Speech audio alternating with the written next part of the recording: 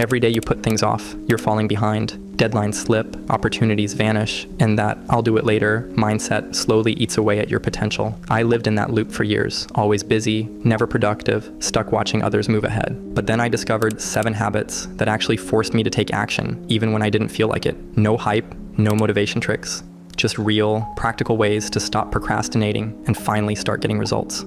Let me show you how. I used to waste entire mornings deciding what to work on. I'd open my laptop, stare at a dozen half-finished projects, then spend 2 hours scrolling instead. One day, I realized the problem wasn't laziness. It was decision fatigue before I even started. So I built a 15-minute ritual that removes all the thinking. Here's the truth: the gap between knowing what to do and actually doing it kills most progress. You understand what needs to be done. You just can't make yourself start. That's not a character flaw. That's your brain trying to conserve energy by avoiding decisions. My friend, small actions repeated daily build automatic responses. When you do the same thing every morning, your brain stops questioning it. The pattern becomes stronger than resistance. You're not summoning willpower. You're following a path you've already built. Most productivity advice assumes you're already motivated. It tells you how to work faster once you've started. But starting is where everyone gets stuck. Lower that barrier until beginning feels easier than avoiding it. 15 minutes invested in structure saves hours of scattered focus. One focused session beats 3 distracted ones. Consistency matters more than intensity. Show up with a system and motivation becomes irrelevant. And I'm going to explain why procrastination destroys your next day, but first let me share the shutdown routine that makes it irrelevant. Habit number 1, the ritual trigger. My friend, every productive day starts with one small cue. Something so simple, it almost feels insignificant, yet it flips the switch in your brain: making coffee. I learned this when I quit caffeine for 30 days. After 5 or 6 days, the headache stopped, but I still craved something, and it wasn't the caffeine. It was the ritual. Making coffee had become a trigger.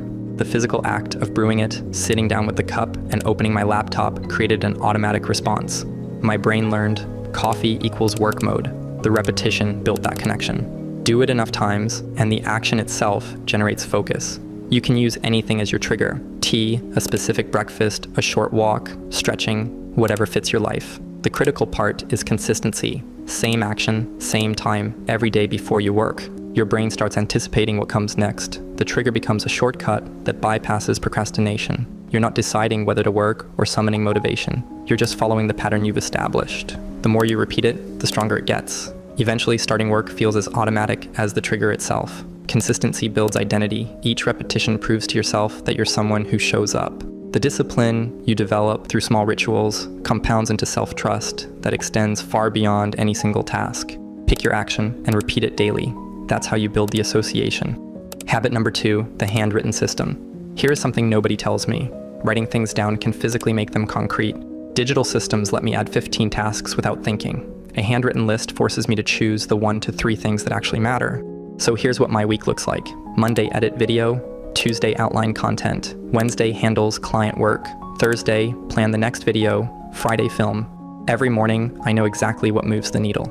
Not urgent garbage, not easy time wasters, the work that matters. The full week view gives me the complete picture. Daily focus feels frustrating when you want fast results, but seeing Friday's progress if you execute today, that builds momentum. It eliminates the "I'll do it next week" trap that kills progress. I use apps for secondary tasks, file organization, non-urgent emails, future ideas, everything that needs doing eventually, but not now. The handwritten list contains only today's essentials. Writing 3 tasks on paper creates instant clarity. You can't hide behind bloated lists that fake productivity. 3 tasks. Finish them, the day succeeds. This separation between today and eventually eliminates decision fatigue. Your brain knows the target because you decided already. 0 mental energy wasted on constant reprioritizing. You can't pretend 20 tasks will get done. 3 forces you to choose what actually matters. Most people fail because they never make that choice. They keep every option open, which means nothing gets finished. Constraints reveal priorities. What you're willing to cut shows what you truly value. Learning to say no to good things makes room for great ones, a skill that separates those who accomplish much from those who attempt everything. I'm really curious about your experience with this. Have you tried digital systems versus pen and paper? Which one actually stuck with you long term? Feel free to share in the comments below. Your experience might just help someone else struggling with the same choice. Habit number 3, finding your focus environment. My friend, solitude is fuel for deep work. When everything around you goes quiet, your thoughts stop competing for space, and focus becomes effortless. No background noise, no conversations, no constant alerts, just stillness that lets your brain breathe. Working from home can help, but it can also make things worse. The line between personal space and workspace disappears, and distractions sneak in from every direction. That's why creating intentional solitude matters. It's not about being antisocial, it's about building an environment where your mind can do its best work. A clear desk, calm lighting, and silence make a difference. They tell your brain, it's time to work. When I have that space, even just one quiet room, I move faster, think sharper, and stay in flow longer. But solitude isn't always available. Roommates, partners, family, life gets loud. So you build pockets of it, noise-canceling headphones, background sounds that block chatter, or working during hours when everyone else is asleep. The goal isn't total silence, it's creating conditions where focus doesn't break. Once you find your version of quiet, your productivity stops depending on motivation and starts depending on rhythm. Habit number 4, the audio shield. Let me be real with you. The world won't suddenly get quieter. You have to build your own silence, one sound at a time. Headphones are one of the easiest ways to protect your focus. Noise-canceling ones cut distractions instantly, and instrumental music keeps your brain steady without pulling your attention away. When you put them on, it tells everyone around you you're busy. That small signal saves you from random conversations and lets you stay in deep work longer. It's a quiet boundary that keeps your attention safe. Music plus noise cancellation creates your own workspace, even in a noisy room. You don't need silence, you just need consistency. Once you have that rhythm, your brain knows it's time to work. Headphones give you control over your environment. They turn chaos into calm and help your thoughts stay organized. Whether it's lo-fi, ambient, or white noise, the goal is the same: protect your focus and give your mind the space it needs to think clearly. Now, the 5th thing I'm about to share might be the most important one, and it's something I've had to continuously refine and adapt because our environment keeps changing, but I'll explain what I mean by that in just a moment. First, let me give you some context on why this specific element matters so much. Habit number 5, systematic distraction removal. Distraction removal isn't about discipline, it's about design. You don't win by forcing yourself to focus, you win by making distraction inconvenient. Before I start working, I clear the battlefield. Everything that could pull my attention gets blocked, hidden, or deleted. Block the websites that waste your time. Use an app to block news sites, Reddit, or anything that pulls you in without adding value. Even a small barrier helps break the habit of checking things mindlessly. When a page doesn't load, your brain gets that extra second to realize it's not worth it. Do the same with your phone. Delete social media apps when you're not using them. Reinstalling takes only a few seconds, but that delay is powerful. It interrupts the impulse to scroll. Most distractions rely on easy access, so make access harder. You don't need to be perfect. Even cutting distractions by half is progress. Small friction builds discipline, and discipline creates focus. Protect your time like it costs something, because it does. The rule is simple: make focus easy, make distraction hard. Most people try to build discipline while living in a digital minefield. It's impossible. Instead, shape your environment so that focus becomes the default. When your surroundings support your goals, you stop relying on motivation. You just work smoothly and without friction because the distractions are gone before they can start. By the way, I just launched YouTube memberships on the channel. If you've ever wanted to get more involved or support what I do here, this is a great way to do it. Members get some cool perks, like priority replies to your comments, and even the chance to suggest topics for future videos. So if that sounds like something you'd enjoy, check out the join button below. I'd love to have you on board. Habit number 6, the 2-minute activation. The truth is, when resistance feels impossible to break through, tell yourself you'll work for just 2 minutes. Open the document, write 1 sentence, organize 1 folder, 2 minutes, then you're done. Your brain can't argue for 2 minutes. It's too small to feel threatening. You're not committing to finishing anything or even making real progress. You're just starting. That removes the weight that stops most people cold. Here's what happens. Once those 2 minutes pass, something shifts. You're already in motion. Your brain stops negotiating because the hardest part is over. That massive resistance you felt, it disappears the moment you're no longer standing at the starting line. Most tasks feel overwhelming when you see the full scope. Writing an article, editing a video, cleaning your workspace, the size creates friction. But 2 minutes? Anyone can do 2 minutes. The rule targets the real problem. Starting is harder than continuing. Once you begin, momentum builds naturally. You finish 1 sentence and write another. You organize 1 folder and keep going. The initial barrier was the only thing stopping you. You don't need motivation to work for 2 minutes. You need it to work for 2 hours. This removes that requirement entirely, so use this when you feel stuck. Pick the smallest possible action, set a timer, begin, let momentum handle the rest. You'll find that most of the time, you don't stop after 2 minutes. You keep working because continuing is easier than starting ever was. Action dissolves resistance. Thinking only amplifies it. Progress isn't built on perfect conditions. It's built on imperfect starts repeated consistently. The gap between who you are now and who you could be isn't discipline or willpower. It's just being willing to start badly, then showing up again tomorrow. Habit number 7, the daily shutdown routine. Most people lose tomorrow because they didn't finish today. You close your laptop mid-task, leave tabs open, walk away from a messy desk. Tomorrow arrives and chaos greets you. You waste the first hour just figuring out where you left off. 10 minutes before I stop working, I run a shutdown routine. Clear the desk, close every browser tab, write tomorrow's top 3 priorities. That's it. This small reset transforms how the next day begins. When you end in chaos, you start in chaos. Your brain carries that disorder into tomorrow. You sit down and immediately feel overwhelmed because nothing is organized. The environment reflects confusion, so your mind follows. A clean shutdown creates a clean start. You arrive at your workspace, see the 3 tasks written down, and begin immediately. No decision fatigue, no time wasted remembering what mattered yesterday, just clarity. This routine also gives your brain closure. You're not leaving work unfinished in your head. You've acknowledged what's done and planned what's next. That mental boundary helps you disconnect without guilt or lingering stress.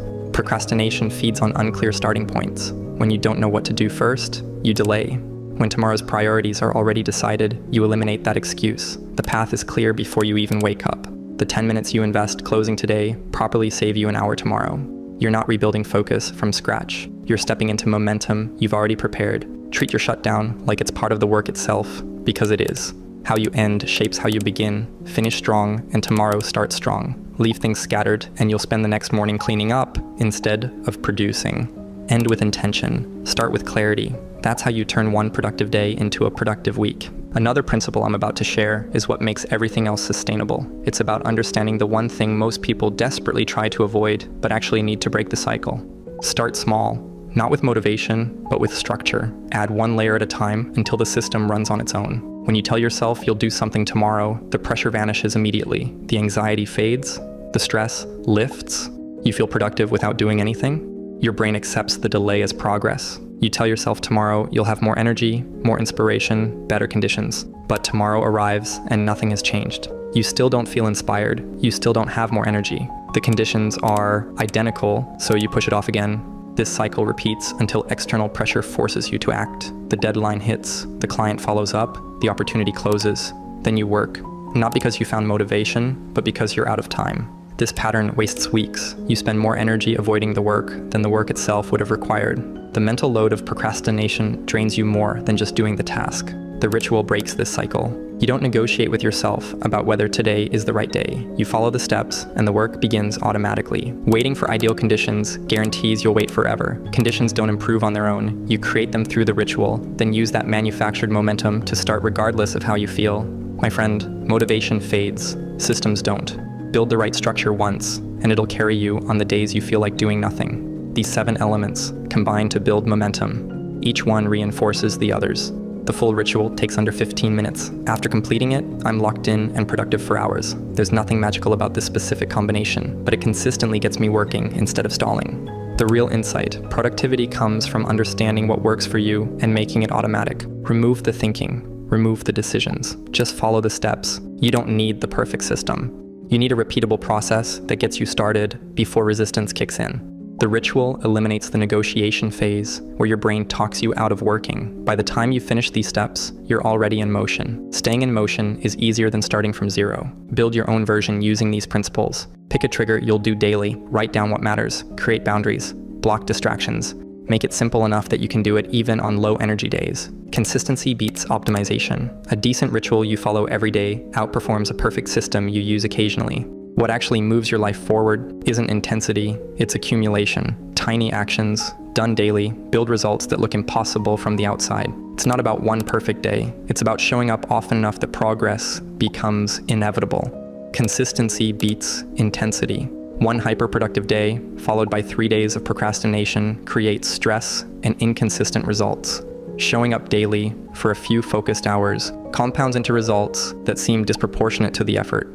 When you have a ritual that gets you started, systems that remove distractions, and an environment built for focus, motivation becomes irrelevant. You stop waiting to feel inspired. You start working, because that's what the system pulls you toward. Once you begin, the work itself generates momentum. The motivation you thought you needed appears after you start, not before. This is the shift that changes everything. You're no longer at the mercy of how you feel on any given day. Your productivity doesn't depend on having enough willpower or being in the right mood. The ritual handles the hardest part, beginning. Everything after that flows from the momentum you've already built. Most people wait for conditions to be perfect before they start. The right energy, the right mindset, the right amount of time. That day rarely comes. The ritual eliminates the wait. You follow the steps and work happens. Build the system once, use it every day. Let consistency do the heavy lifting. My friend, don't try to fix everything overnight. Build your system piece by piece. One habit that sticks is worth more than 10 that fade. Start with one element. Pick a ritual trigger, something simple you do every morning before working. Do it daily for a week until it becomes automatic. Then add the next piece. Try the handwritten list next. Get a small notebook. Spend 5 minutes each evening writing your 1 to 3 priorities for the next day. Use it for a week. Adjust what doesn't work. Build your focus environment after that. Test complete silence, instrumental music, or noise-canceling headphones. Find what helps you enter flow state and stick with it.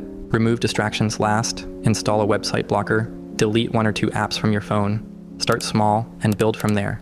Adding everything at once creates friction. You'll abandon the whole system when one piece feels difficult. Building incrementally makes each element feel natural before you layer on the next. Each addition strengthens the overall system. The trigger gets you to your desk. The list tells you what to do. The environment keeps you there. The barriers prevent escape routes. Give each element time to integrate into your routine, a week minimum before adding more. This builds a system that lasts instead of one you abandon after 3 days. This is the line where thinking stops and action begins. Cross it and everything else falls into place. The toughest part of getting things done is always the start. That small gap between thinking about working and actually beginning is where most focus dies. Once you cross that line, everything flows easier. The resistance fades and your brain locks in. The goal isn't to wait for motivation, it's to remove friction. A short, consistent routine helps you do that. A 15-minute ritual creates a clear bridge between distraction and deep work. It could be clearing your desk, putting on headphones, or opening your notes. Small cues that tell your brain, it's time to work. You don't need to force focus. You need to make it easier to begin. The ritual removes overthinking and turns starting into a habit. The more automatic this transition becomes, the less energy you waste fighting it. Every productive day starts with mastering that first step, the shift from idle to engaged. Progress doesn't come from massive leaps. It comes from quiet consistency. Those small, deliberate moments where you choose discipline over distraction. Every time you start, even when it's uncomfortable, you're proving to yourself that you can be trusted to follow through. That's how momentum builds. One honest decision at a time. Stay prepared, keep showing up. The results will come when you've earned them. If you found this video helpful, this next video right here will take you even further. Your choice, your life. Start now.